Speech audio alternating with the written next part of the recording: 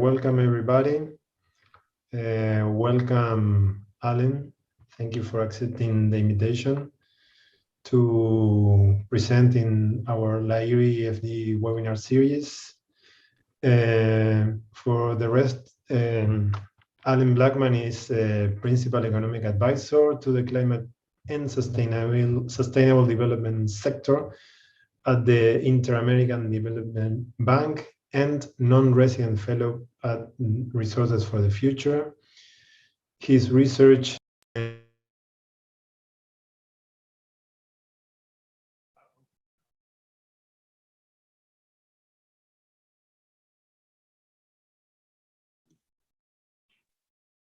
Creo que se muteó. ¿Lo perdimos o...? Salía muteado. Oh, Marcelo. okay. Sí, perdón. Sorry. I'm going again. Sorry for that. Sorry, Alan.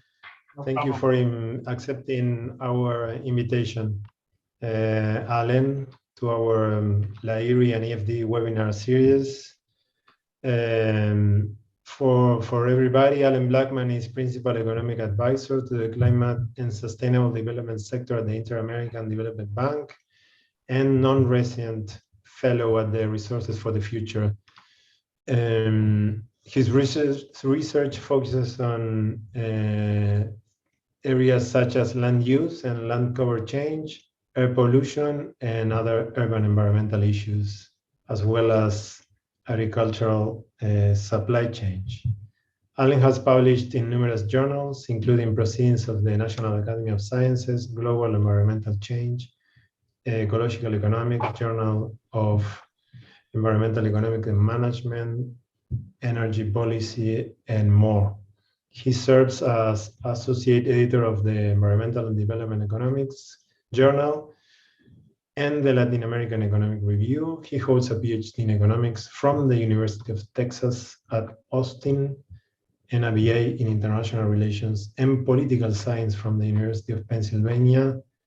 Alan, thank you again and welcome. The floor is yours. Thanks so much, Marcelo, and thanks to the whole LAERE board for the invitation, Carlos and Jorge and David, Alejandro. I really appreciate the opportunity. So I'm going to be presenting a paper that is fresh out of the oven, hot off the presses. I was just telling the LAERE folks that we just finished a very rough draft of this 2 days ago. So this is the first time we're talking about this. And I guess I'm saying that, number one, so you give me a break if the quality is a little uneven, and number two, to encourage you to provide any feedback or comments you may have. We really appreciate them. So the title of the paper is Breathe Easy. There's an app for that, using information and communication technology to tackle air pollution in Bogotá. And this is joint work with my colleague at the IDB, Bridget Hoffman.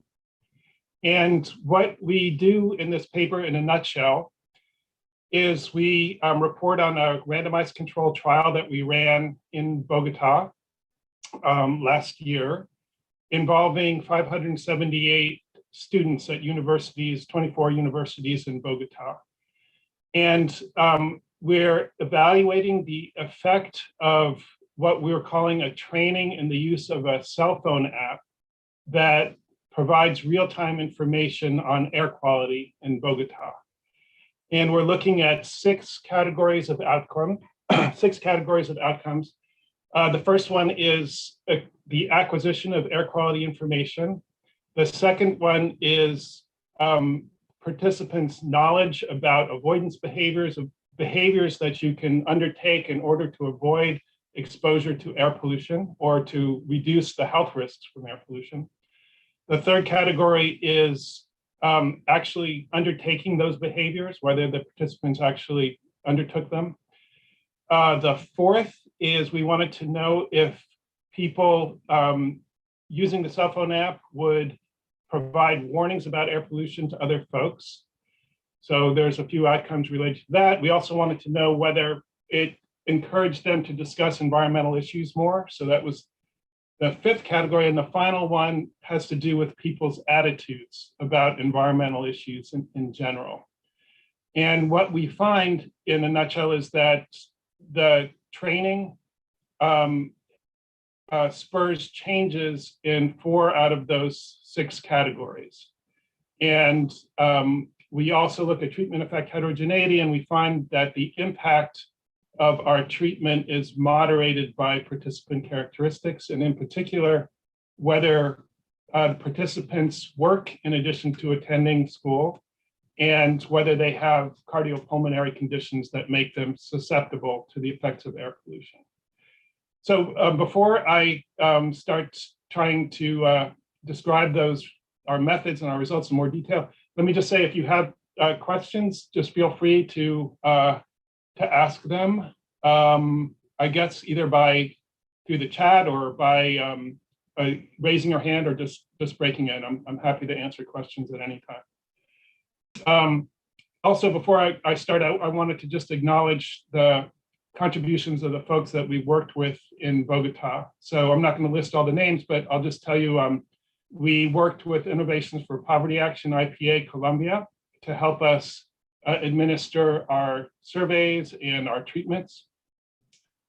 We worked with Rosario Experimental and Behavioral Economics Lab in Bogotá, Rebel. They hosted our baseline surveys and recruited our sample. We also worked with folks at the Municipal Environmental Agency and Pan American Health Organization, who helped us liaise with stakeholders. So I'll divide my presentation, which should take 30 or 40 minutes, into 6 parts. First, by way of introduction, I'll tell you why we think this is an interesting issue to be studying. Then I'll provide a little bit of background on air quality in Bogotá and on the app that we're studying, the cell phone app that we're studying. Then I'll describe our experimental design, the regression models that we're using to estimate our treatment effects and analyze treatment effect heterogeneity. Then I'll summarize our results, and finally I'll sum up and I'll conclude. So first, introduction, why do we think this is an interesting topic, an important topic? Well, the broad answer is that after 5 or 6 decades of industrialization and urbanization and motorization, air pollution is now, as we all know, a global health problem. So the WHO estimates, the World Health Organization estimates that 90% of the people living on Earth today live in places that don't meet WHO standards for air quality, and estimate that air pollution has all kinds of nasty effects on human health. It's estimated that between 5 and 9 people, 5 and 9 million people die prematurely each year as a result of exposure to one type of air pollution, fine particulate matter, PM 2.5. So the number of premature deaths from all types of air pollution is undoubtedly significantly higher. And we also know that air pollution causes all kinds of short and long-term illnesses, ranging from bronchitis to lung cancer. Interestingly, research has established that, at least at a global level, most of the premature deaths from air pollution are from outdoor or ambient air pollution and not indoor air pollution. Even though indoor air pollution, which usually results from burning biomass for heating or cooking or lighting, is quite important, particularly in some places. Globally, most deaths are from outdoor air pollution. So unfortunately, this is overwhelmingly a developing country problem. So the World Bank estimates that over 90% of the premature deaths and illness from air pollution occur in developing countries, not in industrialized countries. And unfortunately, also, it's a growing problem. It's getting worse. So there was a study published in 2015 in Nature that concluded that unless we take aggressive action, the number of deaths due to outdoor air pollution is going to increase by 50% over the next 30 years. And unfortunately, there's a limited amount that can be done in many countries to reduce the emissions that are causing all of these health problems. So in many countries, regulatory institutions are relatively weak, and they suffer from shortages of political and financial and human capital. So in the short to medium term, it may be that the most practical way of reducing the health effects of air pollution is to reduce people's exposure by encouraging them to take avoidance behaviors, undertake avoidance behaviors, to wear face masks, to close windows on high pollution days, and so forth. Especially people that are particularly vulnerable to the effects of air pollution because they have cardiopulmonary conditions. But kind of going down this road, using the strategy requires providing people with real-time accurate information on the severity of air pollution, and also targeting that information to people that are particularly vulnerable to air pollution. And that is a role that can be played by so-called information and communication technologies, ranging from text messages to cell phone apps like the one we're studying, to radio broadcasts and television. So we can think of these information communication technologies, these ICTs, as falling into two broad categories. One is impersonal ICTs, and these are technologies that don't target specific groups. They aren't tailored to specific groups. So these are mechanisms like TV and radio and web pages. And then there are personal ICTs, and these are technologies that do target and tailor their messages. And so that includes things like text messages, the cell phone app that we're going to talk about today, and personal air quality monitors. So there's increasing evidence that information and communication technologies can reduce people's exposure to air pollution. So this table reflects a couple of days of digging through the literature. It's not a systematic literature review or a comprehensive one, but I think it's a reasonably accurate representation of kind of the lay of the land in this field of study. So I've created this matrix. So there's 4 quadrants, and on the vertical axis, I've divided the studies into those that focus on these impersonal ICTs like TV and radio, and on the bottom are personal technologies like text messages and personal air quality monitors. And then on the horizontal axis, we divide the studies into those that generate positive results and those that don't. And I'm not going to go through all of these studies. I see Hernan, your hand is raised. Let me just finish the slide, and I'll take your question. So I'm not going to talk about all these studies. I'll just make 4 quick points. One is that, as you can see, most of the studies look at impersonal technologies like, and this is, most of this literature is looking at air quality alerts. So government or a NGO will announce that air quality today or tomorrow is particularly bad, and people are evaluating the effect of that. There's also a couple of these studies that are looking at the effect of the rollout of automated monitoring and dissemination of air quality information in China. Alain, I think Hernan has a hand raised. Okay, Hernan, can I let me just take 2 seconds and finish the slide, and then I'll answer your question. So the first point is that, yeah, most of these studies are on these impersonal technologies. Most of those studies are finding positive effects. And so I found 14 of these studies, 11 of them are finding positive effects. There's far fewer studies on personal technologies, and they're split evenly between technologies that are finding positive effects and those that are not. The next point is that in terms of methodology, there's only one of these studies that is experimental. The rest, almost all of the other ones, are quasi-experimental. There's a few qualitative studies. So RCTs are rare. And then finally, in terms of geography, almost all of these studies focus on industrialized countries. There's a handful of studies that focus on developing countries, but those studies are limited to South Korea, China, and Iran. Anyway, sorry, Hernan? Hi, Alan. Thank you. It's good to see this work coming up. Just aiming a little bit to what you guys are going, and hopefully you can also, for those that we don't know so much, put us in place.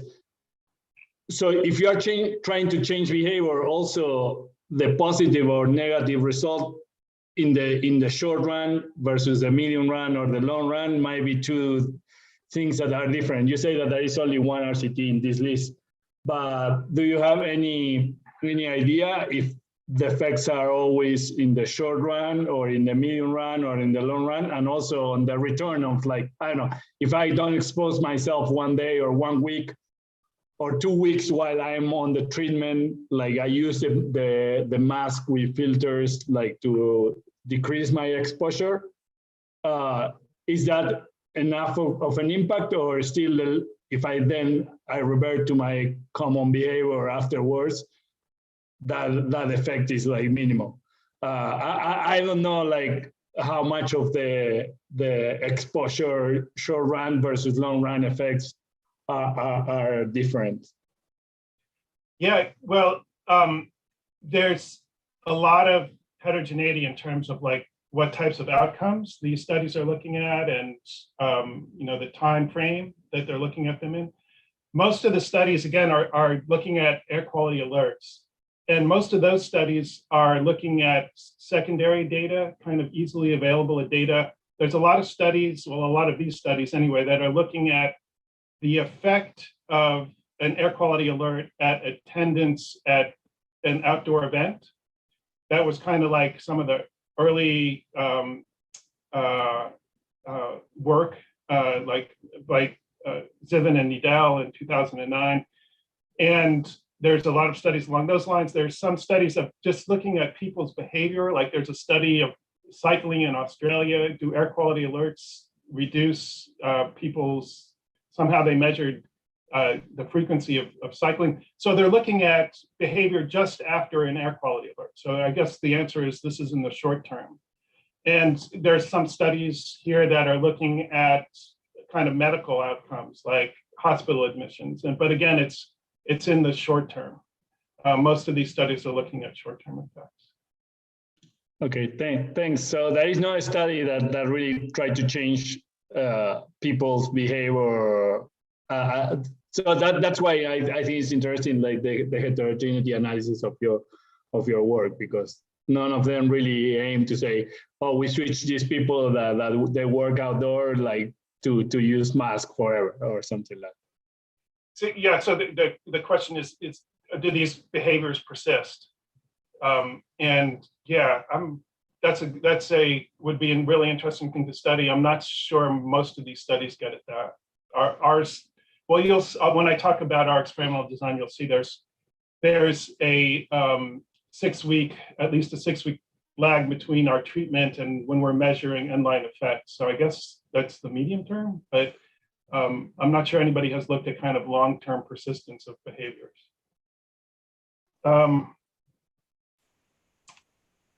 So what we're trying to do in this paper, the contribution that we're trying to make is we've done an RCT, and to our knowledge, there's only one other one. It was a study by some researchers in Iran, and it's published in a medical journal. They were looking at the effect of a bundled treatment that involved text messaging on the behavior, the avoidance behavior of 103 pregnant women in Tehran. And they find positive effects. The second contribution we're trying to make is we're looking at a personal information and communication technology. As I said, most of the literature looks at impersonal ones. And to our knowledge, this is the first study that we could find of a cell phone app, which are increasingly common. And the cell phone apps, I mean, And finally, we're looking at a developing country. Most of the literature looks at industrialized countries, and to our knowledge, it's the first study like this in a Latin American and Caribbean country. So some background on air quality in Bogotá and on the LAERE Bogotá app. So air pollution, as those of you in Bogotá know, is not so good. I mean, air quality is not so good. Air pollution it's generally not so good. So this is a figure that shows the average annual concentration of fine particulates, PM 2.5, in Bogotá, going back 10 years from 2010 to 2020. And as you can see, the average is well above the WHO standard, which is represented by the horizontal red line, 10 micrograms per cubic meter. It's well above that every one of those years. So in a separate paper, we estimate that on average, air pollution in Bogotá contributes to 1,800 premature mortalities per year. The main sources of emissions of fine particulates are vehicles, and in particular trucks. There's significant temporal variation in air pollution, both over the course of a day and over the course of a year. The worst times for air pollution in the city are typically in February, March, and April.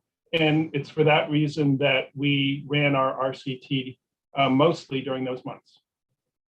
There's also considerable spatial variation in air pollution.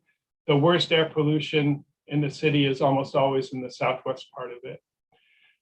There's a pretty good, reliable monitoring network, air quality monitoring network in the city, comprised of 13 stations that provide real-time data on 6 different air pollutants. So this is the app that we are studying. It's called LAERE Bogotá. It was developed by the Municipal Environmental Agency, or they funded the development of it in 2019, and they launched it in January of last year, in January of 2020. And basically the way this study came about was Bridget and I, my co-author and I, were in Bogotá in the summer and fall of 2019, and thinking about another study, and we heard that this app was going to be launched, and we thought that it would be a useful thing to try and evaluate its impacts. So what it does is it provides real-time data on 3 different air pollutants, PM 2.5, PM10, and ozone. And it provides that information both in terms of concentrations, micrograms per cubic meter, and in terms of an index that ranges from 0 to 100 called the EBOCA. It provides that information for the 13 air quality monitoring stations in the network. And it also provides information on air quality at all points in the city, which is interpolated information based on the spatial variation and pollution across the 13 stations. It provides historical information on pollution going back 7 days, and it also provides predictions going forward 2 days. And it provides health recommendations based on the air quality index. So for example, restrict outdoor activities at certain times. And it also provides information specifically at sites of interest. So let me just show you some screenshots from the app, just to give you a sense of how it works and what kind of information it provides. So that's the kind of landing page. This is the EBOCA, the air quality index. As I said, it ranges from 0 to 100, and then there are 6 color-coded categories, ranging from favorable to dangerous. And it provides information in a map format. So this is the index for fine particulates at the 13 air quality monitoring stations that comprise the network. And this screenshot was taken on a day when air quality was pretty good. So you can see like the bluish circles are favorable, and the green ones are moderate. So there's nothing worse than moderate. But even on this day, you can see that air quality is worse in the southwest parts of the city than in the other parts of the city. The app also provides information, as I said, on concentrations. So this is the concentrations of PM 2.5 at the different monitoring stations. Again, you can see it's worse in the southwest parts of the city. It can display all of the different pollutants, the levels of all of the different pollutants at the different monitoring stations. So these are 3 of the monitoring stations. And this is the categories of the sites of interest where it can provide information on air quality. So ranging from health, religious and cultural, education, infrastructure, and so forth. So here it's displaying the air pollution, the air quality index at health clinics, at a list of health clinics. And as I said, it displays historical information. This is how it displays information going back 7 days. This is at a specific monitoring station, Kennedy, and it's displaying information on PM 2.5. And it also can display information on predictions for the coming 2 days. So that's the app that we're studying. So I'll tell you now about our experimental design. So as I mentioned, we are relying on a sample of 578 students at universities, at 24 universities in the city. We randomly assign them to a treatment group or a control group. And the assignment was at the level of our baseline survey session. So we didn't end up with a near equal division between the treatment and control group. We ended up with 42% of our participants in the treatment group and 58% in the control group.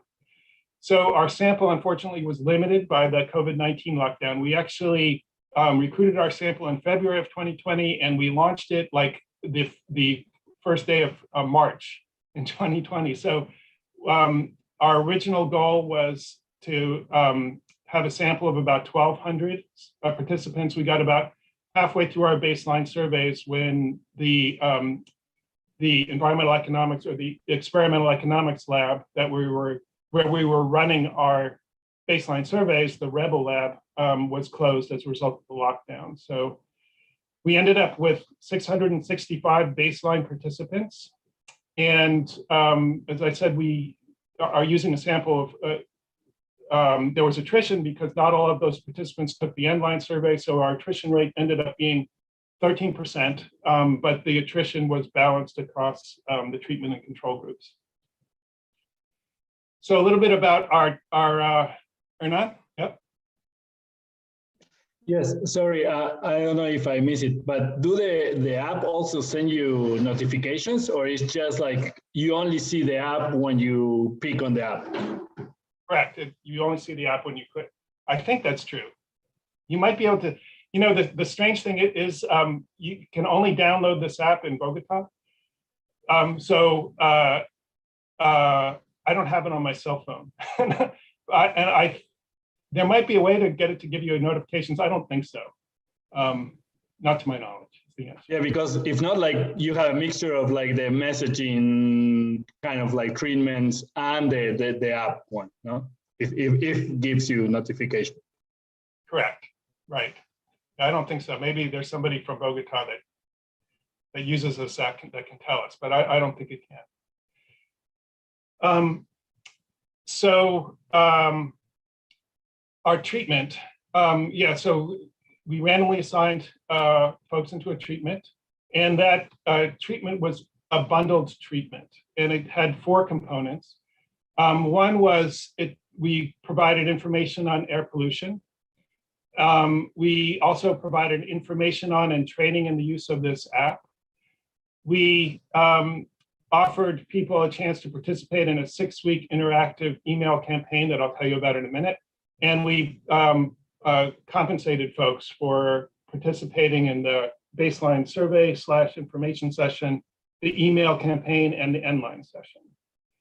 So we decided to use a bundled treatment as opposed to a simple random encouragement to use the app, because we felt that a simple random encouragement, people might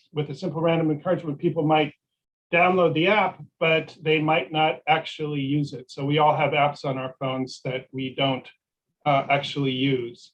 And so if we were to do that, this random encouragement design, we would need a much larger sample than we had resources for.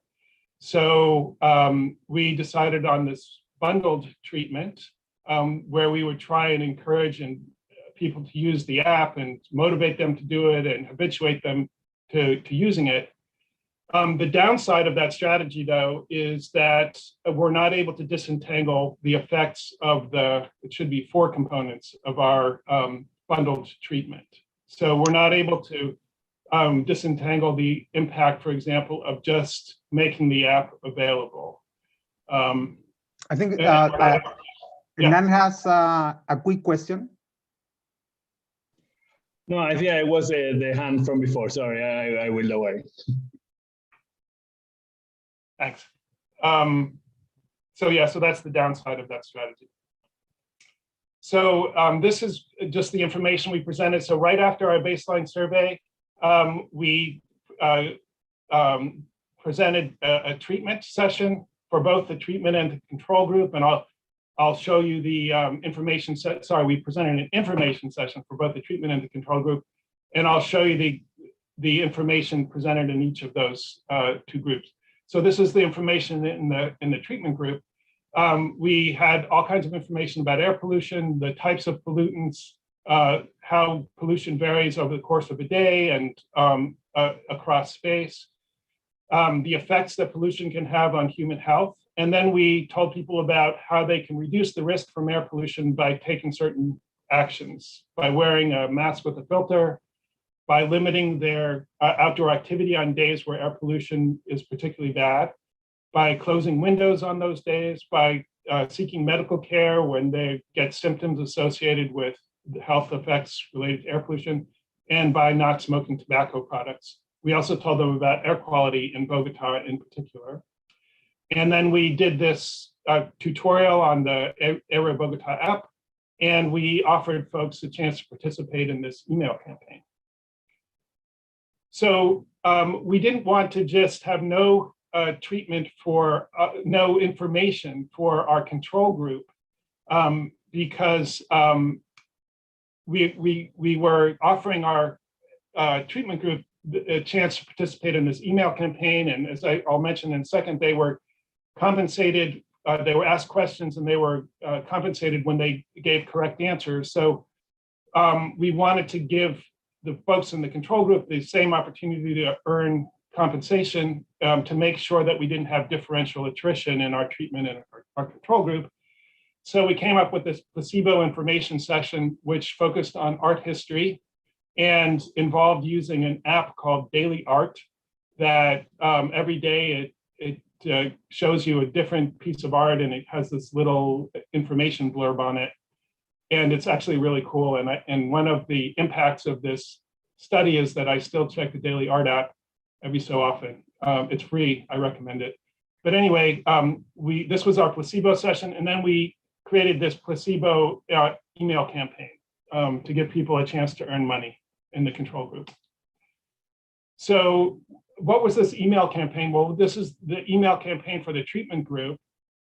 The idea was to train people to use the LAERE Bogotá app and to habituate them to using it, and to reinforce some of the information we presented in the baseline information session. So what we did is every week, for 6 weeks after the baseline session, every week we sent participants an email.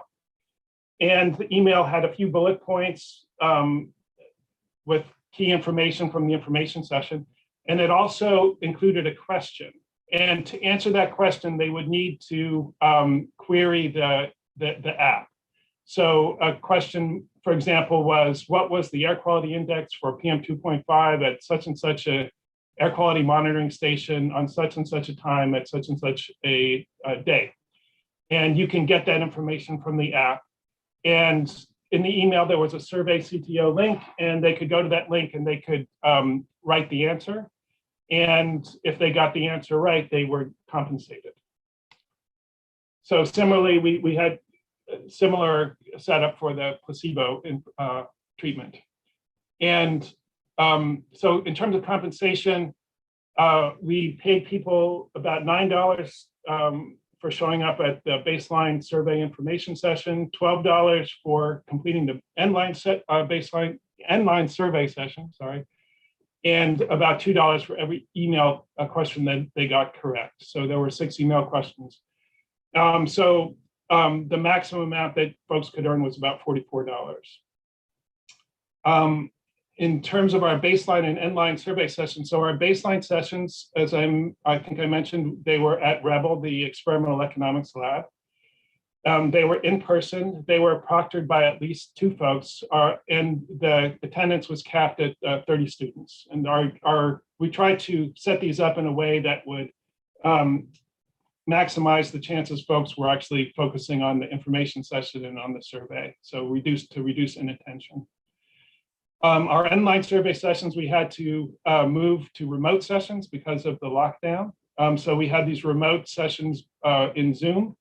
They were also proctored though by at least 2 folks, and attendance was also capped at 30 people. So let me tell you about the specific outcomes. I mentioned the categories of outcomes that we were interested in. Let me tell you what the specific outcomes were in each category. So the first category had to do with the acquisition of air quality information. So we asked people in the baseline and in the end line whether they had the app installed on their phone.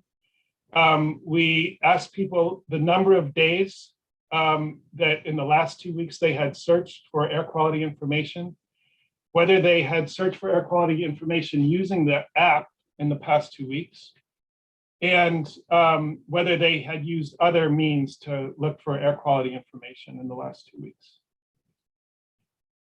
And then we asked people about what they knew about avoidance behavior, their knowledge about avoidance behavior. And for this category and for 3 other ones, there was one meta question. And then if participants answered that question yes, they were asked more specific questions. So for example, here, the meta question is, in the last 2 weeks, did you change any of your behaviors as a result? Oh, sorry. And I skipped ahead mentally to the next category. So this meta question was, are you aware that you can reduce the health risks from air pollution by changing your behavior? And then if they answered yes to that question, we asked them if they knew about changing specific types of behaviors to reduce health risks. So we asked whether they knew that restricting their outdoor activities on days with bad air pollution can reduce health risks, changing their travel modes and travel routes, and that's because, as we mentioned earlier, there's a significant variation over space in air pollution. So if you're commuting on a major road, air pollution is much worse than if you're not. Whether they knew that wearing a mask with a filter can reduce health risks, closing windows on bad air pollution days, not smoking, using an air purifier, and a bunch of other things that we grouped into another category ultimately. So the third category, the meta question is, in the past 2 weeks, have you actually changed any behavior as a result of poor air quality? And if they answered yes, we asked them if they changed any of the behaviors that I just mentioned in the last slide.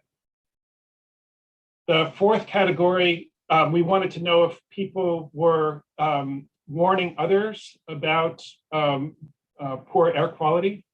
And so the meta question was, in the past 2 weeks, have you warned anyone about bad air quality? And if they answered yes, we asked them questions about who they warned, whether they warned folks in their family, peers, or others. We also wanted to know if the treatment caused people to discuss the environment more. And so the meta question here was, in the past 2 weeks, have you discussed environmental issues with anyone? And if they answered yes, we asked them whether they discussed those issues with family, with peers, or with others. And then finally, we wanted to know if the treatment affected people's environmental attitudes. So we asked people to give us a rating of their concern about different environmental issues using a 5-point Likert scale that runs from 0 to 4. And so we asked them about their concern about air quality, about their concern about water pollution, and concern about hazardous waste. So we wanted to know if the treatment might have these kind of spillover effects to the environmental concern more generally.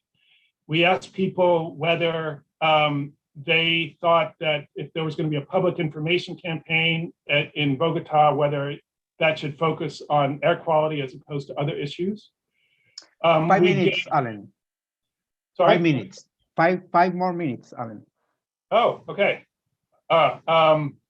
So we asked people about, we gave them a list of 7 civic values and asked them, one of which was environmental protection. We asked them if that was, well, this variable indicates whether that was chosen first or second. And finally, we asked them whether it's necessary to pollute the environment in order to foster economic growth. So these are all kind of indicators of people's environmental attitude. Okay, Carlos, you have to give me time to make up for my answering questions. I think I can finish in like 10 minutes. Okay, 10 minutes. What time is it, Carlos? It's okay, let me see. It's 1:43. Okay. Bogotá time. Here Okay. is 2:43. Got it. Okay, quickly. So the econometrics here are pretty simple. This is a randomized controlled trial. So to estimate our treatment effects for each of the outcomes, we have a regression for the main effects, like the one on top. The dependent variable is the end line value of the outcome variable. On the right-hand side, we have a 0-1 treatment variable that indicates whether you were in the treatment group. So these are intent to treat effects that we're estimating. We also have the baseline value of the outcome and a vector of covariates that have to do with participant characteristics.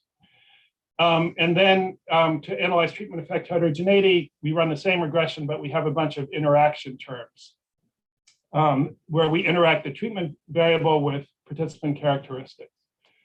This is a list of the participant characteristics that we use in those models. I won't go through them. They have to do with socioeconomic status, whether they work outside of the university, whether they or their family members have health conditions that make them susceptible to air pollution, whether they smoke, whether they live with old people, young people, and where they live in Bogotá. Well, also whether they exercise outdoors.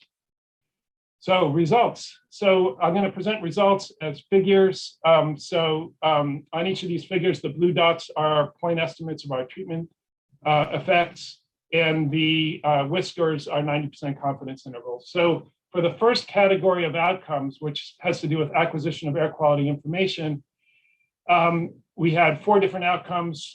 3 of them are statistically significant. So we find that our treatment increases by 2,800%. The probability that a participant will have had the app installed at endline increases by over 400%. The probability that they searched for air quality information over the past 2 weeks, and increases by about 1,500% the probability that they used the app to do that. It doesn't affect the probability that they used other means to search for air quality information. So these are our outcomes having to do with knowledge of avoidance behavior and actual avoidance behavior.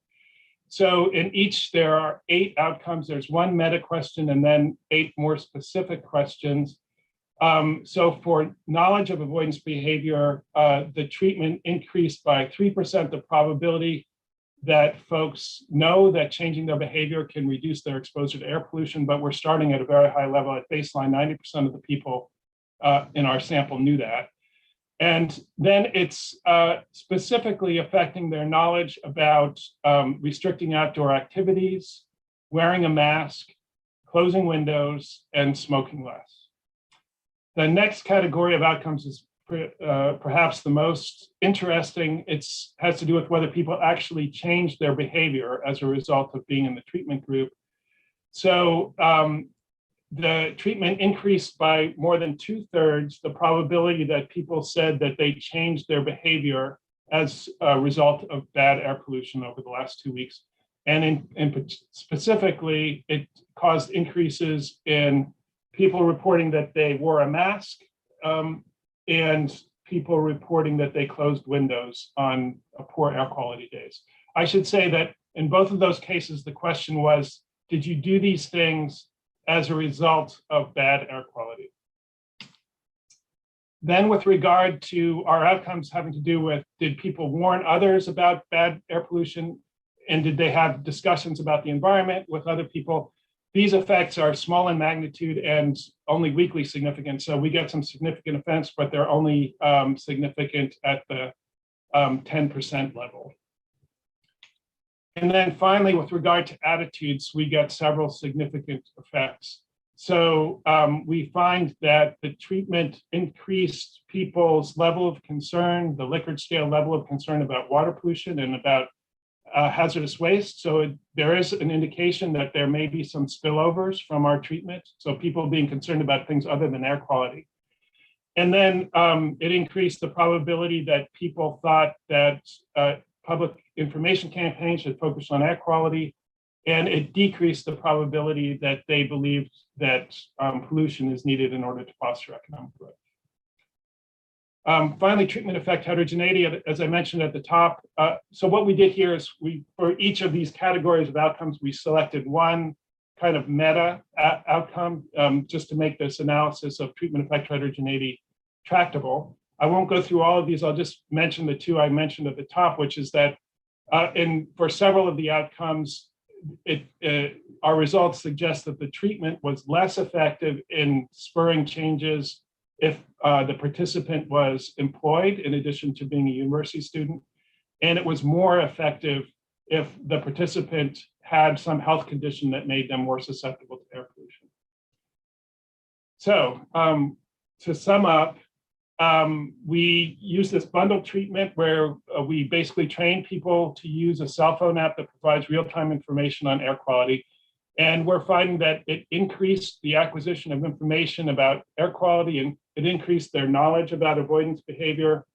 It increased some avoidance behaviors, particularly wearing a mask and closing windows. And it seems to have strengthened environmental attitudes. And then we looked at treatment effect heterogeneity, and we found that those treatment effects were stronger in people that had health conditions that made them susceptible to air pollution, and weaker in people that worked in addition to being at school. So the study definitely has some limitations. We're relying on self-reported data. The lockdown, the COVID-19 reduced our sample size, and we have this bundled treatment, and we're not able to differentiate among, we're not able to disentangle the effects of those components of the treatment. That said, though, we think that we've moved the literature forward by relying on experimental evidence and looking at a cell phone app and examining this issue in Colombia. We think that our results have some policy implications. I think they provide further evidence that information and communication technologies can be effective in reducing exposure to air pollution. And in particular, we're finding that a cell phone app can do that in a developing country.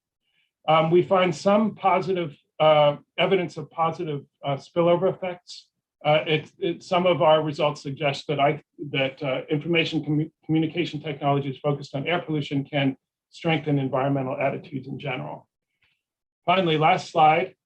I think our research suggests some interesting areas for future research. One is, I think it would be interesting to think about whether these results generalize to other geographic settings. And if they're different in other places, it'd be interesting to think about the reasons why, whether the place-based factors that are moderating our treatment effects. It would be useful and interesting to try and disentangle the impacts of the components of our bundled treatment, and in particular, its simple provision of a cell phone app like the one we studied. And it would also be interesting to compare the effectiveness of personal ICTs like this cell phone app and impersonal ones like air quality alerts. And that's it. And if there's any time, sorry for going so long, I'm happy to Okay. Any questions? Yeah, thank you very much, Alan. Thanks a lot for your interesting presentation. I think we have 10 minutes for question and answer now. And I would like to start with one question that is in the chat. Oscar Martinez asked, why not common people instead of students as subject? Yes. Sorry, I didn't quite catch that. Could you, why not do what? Why you use students instead of regular people? Well, All the people. Yeah, two reasons. We had a limited budget and we wanted to focus on participants where we thought that there was a reasonable chance that our treatment would have an impact. And we felt that number one, students are very comfortable with cell phone apps as opposed to older people. Actually, the study that we were trying to put together before we found out about the cell phone app would have focused on elderly people and who are susceptible to air pollution. The problem was that those same people aren't very comfortable using digital technologies. And so the second reason is that we felt that students have a lot of flexibility in their time. So they might be more apt to, for example, limit their outdoor activities on bad pollution days or change their travel routes or their travel modes. Okay, thanks, Alan. Now, Hernan and then Marcelo. Hi, Alan. Hi again. Thank you for the presentation. Yeah, so going to this last point that you talk about, like flexibility, I think that an important issue is like the issue of flexibility, or I will call it like time constraint, no? Or for example, and the return from the averting behavior. No, it's clear that there are certain actions in the averting behavior that you say that are able to be adopted by anyone, like using a mask or closing the window of your room. But some other actions, like changing the time that you go somewhere or changing the route, are not available for some people, that they have to go 9 to 5 or they have to go to work to this place.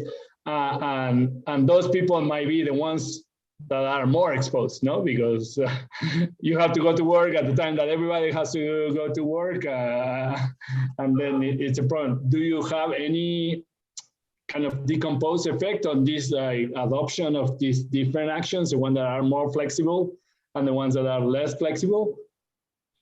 Yeah, you just kind of gave my answer, which is, so the treatment effect heterogeneity analysis indicates that people who work outside of the university are less likely to, the treatment is less likely to affect them. And we can only speculate about why we're getting that result, but the speculation in the paper is exactly what you just said. So they have less flexibility.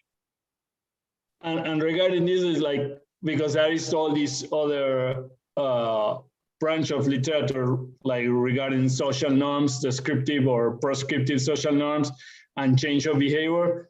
And this is a little bit of a speculative question, but do you think, like, suppose that you get an outcome, no? So suppose that you really change behavior and you find that a number of people change their routes or their commuting times to reduce their exposure.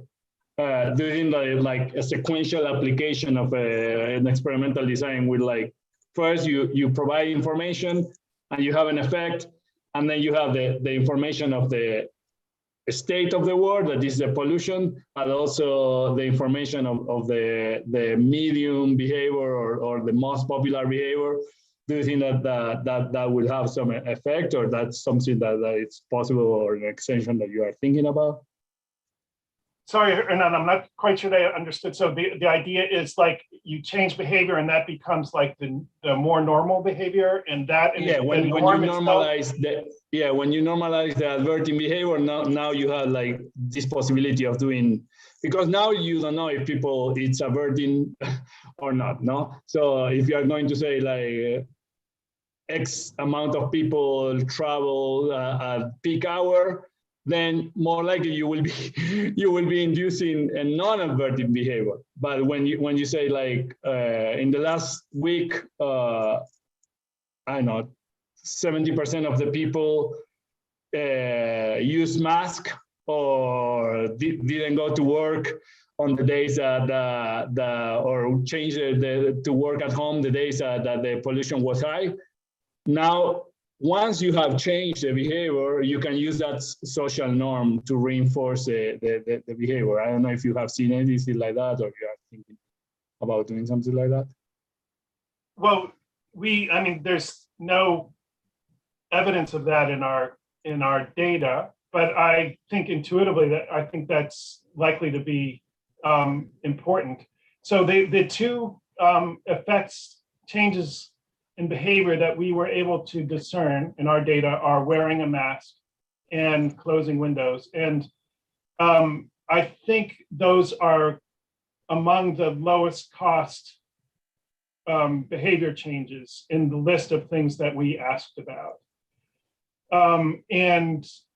But even for those behaviors, I think, yeah, social norms are likely to be important. So for example, in the United States now, it was rare before the pandemic for people to wear masks, but now that everybody's been doing it, I expect we'll see a lot more of that even after the pandemic is over. And similarly, I think if people started wearing masks on high pollution days in Bogotá, that might become more socially acceptable, and it would just encourage people to do it more. Okay, now I think it's turn for Marcelo and then Carlos Muñoz. Marcelo. Thank you, Carlos. Nice presentation, Alan. Congratulations. One quick question. I missed this, sorry. What's the timeline between the treatment and the measure of the effects? And the second part of the question would be if you would be able to measure the evolution of the effects in a second point in time or something like that. Sorry if I missed something, but that's the question. Oh, that's okay. So yeah, so we basically administered the survey. So we have a baseline measure of all of these outcomes, and then 6 weeks later, we administered the end-line survey. So, but unfortunately, we can't observe any points in between or after that. So we just have those two snapshots. Okay, thank you. Okay, Carlos? Yes, thank you, Carlos. Thanks, Alan, for this interesting research project and presentation. How are you? Great. Two quick questions, Alan, related to the comment for policy implications. And so one is, it's what is it that we want people to adopt? Is it the training that was part of the research, or is it the app itself? So if you can speak a little bit to that, because I might have missed it, but I'm not sure what is that we need to diffuse here in terms of what is the technology that we want to diffuse, and understanding training as technology, or is the app itself. And the other question is also related to adoption, is the use of the training or the use of the app, whatever it is, or both, conditional on participating in the research with the expectation of getting a payment. And I wonder, if you take off the payment, what's going to happen? So if you can speak to those, I'll appreciate it. I'm really looking forward to reading the paper. Thank you. Thanks. So I think what we would like from a policy perspective to get people to do is to take avoidance behavior. It's the the goal is to get people to wear masks on high pollution days, N95 masks, to close their windows, to adjust their travel routes, and all of those other things, that to use air purifiers and so forth. And the app itself is just a means to let them know when they need to do those things. And even though I explained why we decided to comprise our sample of students, really who you would want to target are the people that are particularly vulnerable. We had some people in our student group, actually a higher percentage than I expected, who do have cardiopulmonary conditions. It was something like 20 or 30% actually, which I guess if I lived in Bogotá, I wouldn't be so surprised. But really who we would want to target is young people, old people, and other people with cardiopulmonary conditions. But we want to get them to take those actions. Regarding the compensation, that is a totally fair point, and unfortunately, we can't disentangle that. We kind of made this decision to go with this bundled treatment, and compensation may have been the reason that they were using their cell phone, and as a result of using their cell phone, they were taking these behaviors, but we can't really disentangle that from all the other components of our treatment. Thanks, Carlos. Okay. Thank you, Alan. Adolfo? Yes, thank you for the presentation. I just have one comment or question. Since we are talking about masks, and also I saw restrictions about the COVID. What about the COVID effect in both groups? Is possible to check or to identify if, I don't know, some students were more affected by COVID, or the families, and maybe that can have an effect or on using masks or even the lockdown? Yeah, I understand this is an experiment. It's balanced the two groups, but maybe can be important. Yeah, I think what we would have to worry about is in terms of biasing our results. As you say, just to say it out loud, so the COVID lockdown affected both the treatment and control group, and they were randomly assigned to those groups. So hopefully there's no bias. The bias would occur is if somehow the treatment group was more affected by the COVID lockdown and by the pandemic than the control group. And it's hard for me to think of why that would be. I mean, I suppose in principle, you could argue that people understood somehow that there might be a link between air pollution and COVID, but that's not something I knew about when we designed this study, and it's not information we presented in our information session.